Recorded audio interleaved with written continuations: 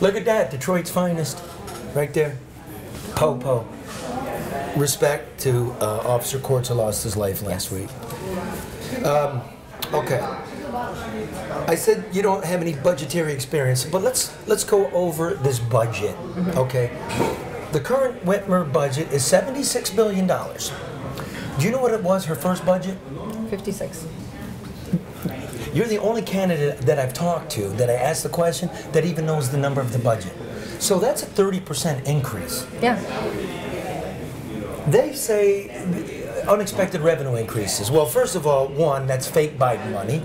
And two, it's sales tax revenue in an era with 10% inflation. So of course you're going to collect more sales tax because everything's 10% more.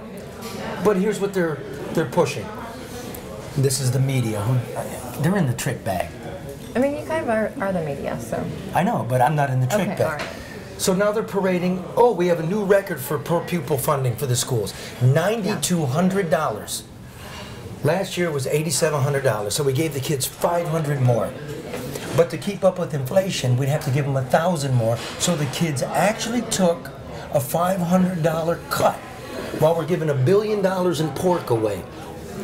Give me your education platform. Well, is that outrageous, first of all? That's outrageous. It's right there. It's right there in pencil. The problem is this one-time money that we won't be able to continue. So the problem is, can we sustain that? And that has to be where we look at where do we have waste? Where do we have waste in government right now? Ask me. Where do we have waste? Well, the Department of Health and Human Services fully controls 1/3 of the budget. It's about 25 bilski. We saw through the pandemic how well they do. I would look in there. I think you can find road money in there. I think you can find school money in there. So for me, for schools right now, you see where we are with schools. You see that we just had 50% of our kids fail their literacy exams, but in this area, it's nearly 90%. This is a serious problem. So we can keep flooding this problem with money, but what is the root cause of the problem? Because unless you have the root cause of the problem, you don't have a solution. It's the parents? Nothing changed with parents. So something did change with parents, though, and that for the better. So we suddenly have the engagement of parents in a way we never have. There you go. So this is amazing, and this is the opportunity that I think the state has because we've fallen so far behind, because we're 38th in the nation, and because we're on track to be in the bottom 5 in the nation come 2030. We now have the attention of parents. So the Detroit News just went out and talked to parents and said, "Where do you think we stand?" And a lot of them said, 26, 27.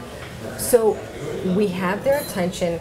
They think we're in a better place than we are. We can talk to them about that and say, this is the time for us to allow choice in education so there's no wrong path. You mean charter schools?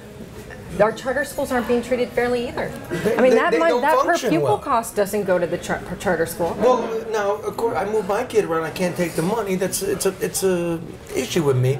But in this town, you can. And they're not performing any better. I suspect what has changed is, when we're testing, Common Core is not a bad thing. The Common Core understanding of things. We keep changing the tests, what we're teaching, you know what I'm saying? What if we just wanted to know if kids could read? Right. That's a key measurement. That's Common Core. So basically, education's a thing of yours. Yes. And school of choice. And school choice, yes, and also transparency. I mean, we should have transparency in all areas. This is a governor who ran on transparency, right? But the government hasn't been transparent, but our schools aren't transparent. So parents go and they say, oh, here, we want this information, and they're charged for the information to just find out what's happening in their own child's classroom. Oh, so now they're bitching about it? All of a sudden, like, where was everybody 3 years ago? Come on. This is opportunity. This is opportunity. We have parents involved. It's an opportunity to have the parents involved. Yes. Nursing homes. An unmitigated disaster. If elected, if you even get the nomination, if you're on the dais with Whitmer, will you hold her responsible for ignoring them? And I am, of course, a complete independent. I think I did. I voted for Whitmer the first time. And I'm very disappointed. I feel like this is a true confession. Okay. I voted for Snyder. I voted for Reagan. I voted for Obama. I'm that guy. You need me. Yeah, I do. Okay. You heard that. Make a note of that clip. Something like that. Clip. What do you promise to get to the bottom of this and to improve end-of-life care? Yes, because I already told you that I'm pro-life, no exceptions on life, even when you are end of life. And I had this situation with my grandmother. We have a chance now to improve end-of-life care. We just saw how awful it is at these places. Many of them are no better than a cattle pen. That what we could have learned could improve things for me, you, my cameraman, who he looks like he's halfway dead anyway. But we also have a problem. It's really hard to get the nursing care. It's really hard. Yes. We don't have all of these problems are solved. Many of these problems are solved with more people. Having a state where people want to live, work, and play. Bring people here, because if you run one of these nursing homes, you have to have 24-hour care. It's not like you can just shut down at a certain time. You have to have people there all the time. But more specifically, like with Fauci running around, where was the holistic focus and attack on improving these facilities? Well, wait a minute. When have you ever seen a federal government act the way or the state Biden government, federal or government? the county government, or the city government? We had our federal government pull this socialized medicine move without us even voting on it. So they all of a sudden confiscate antibodies. Oh, we're in charge of this now. Have you ever seen the federal government take charge of a medication and say, the doctors don't know when it's right to give it to you. We'll decide when the state gets it. I got it. That's that. How about, like, would you take some of this COVID Biden bucks that we got stashed in a bank account, billions? Would you give it to these facilities to improve their HVAC system that would circulate and clean air, something basic and tangible? I want to have reports from everybody, understanding exactly where we stand. So you would put a commission elderly. together to make recommendations. I think that we need to know exactly where these facilities stand. So that's the way to do. How would we do that? But something we need to remember is some of these. Oh no, they're watching, going. She's saying, but she's not offering concrete. No. What do we do? Look, I'm saying we already knew some of these facilities were in really bad shape. Yes. So we have that. We already have the data to show. Of the 21 facilities she used, we had 10 that were below a 5. And they failed inspections during COVID. Yes. So what do we do? So that's where I think we need to step. That's where when you say the health department is screwed up, well, there is a purpose for the health department to make sure people are safe. Okay. You have to make sure people are safe. So where did the health department fail? How do we go back and look at where that failure happened? So you're saying, like, let me get in office and take a look before I throw out some bullshit to you. I don't want to lie to you. Okay. All right, good. Now, because this is the end, you mentioned DeSantis. I wrote this because it's important. I've been watching it.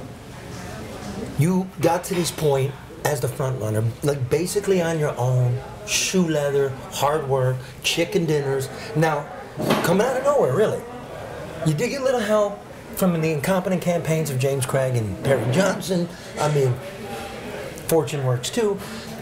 But all everybody this time, says a little luck is important. all this time you've been working hard for Trump's endorsement, and now that you're ahead, and now that money, establishment money, regular people money is lining up, do you even need this guy's endorsement? And do you even want it at this point? We have a Republican Party who is looking to this president to see where we should go still. I mean, 83% I think it's that they believe in his methods and his policies. Why? Because look at the gas prices today compared to when President Trump was in office. I get the whole, like, oh, do you want this guy involved? We were all so much better off when this guy was involved. So do you want his endorsement? Yes. He made you work hard. He didn't give it to you. I've worked hard for everything in life. I should work hard. Okay. You better not just be handed So you'll something. take it. But now, if you got to move center, do you even need it? Wait, how? You've seen other candidates that were just handed things. Yeah. They don't. I mean, that's not right. That's not how it works. To be honest, I've never done this before, right? So I get involved in this, and I'm like, it is a brutal process to go through, especially when you're not known, to prove yourself over and over again. It's a process that's meant to happen because you're going in there for a job that is really darn hard. And you better be able to show people that you have worked for it, you deserve it, and you will serve them well. Okay, we're watching. Oh, was the election stolen? Come on, just answer it. Come on, how do you have a Secretary of State that she broke the law? She did. Courts ruled. So she sure tried. The voter rolls stink, but was there mass fraud? There was fraud. Was there mass fraud? Was the election stolen? Does it have to be? Does it have to be mass fraud, or could it have just been in the Democrat areas? Well, it's where we had $12 million secretly spread out. Well, all that happened, but do you think like 150,000 fake votes came into Cobo? I don't have enough information to let you know. So, but I sure as heck will make sure the next one's not stolen. So that's good, because you're like, yeah, they didn't do their job well. There's fraud. There's always fraud. You know what? We can't trust the mules have been going on since Abraham Lincoln, but you didn't say it was stolen. That's how you walk the tightrope. I just said it to her. She's smiling. It's a good answer. I wish you all the best. Thank you, Tudor Dixon, Republican nominee for the Republican nominates for governor of Michigan. And I would like to say, see that, Governor Whitmer? Right there, anytime. Don't buy good dogs, right? Wonderful. Absolutely. Gotta answer to the people. Really, thank you. Thank you for being here. Thank you. And I'll throw it back to you, Charlie, in the studio.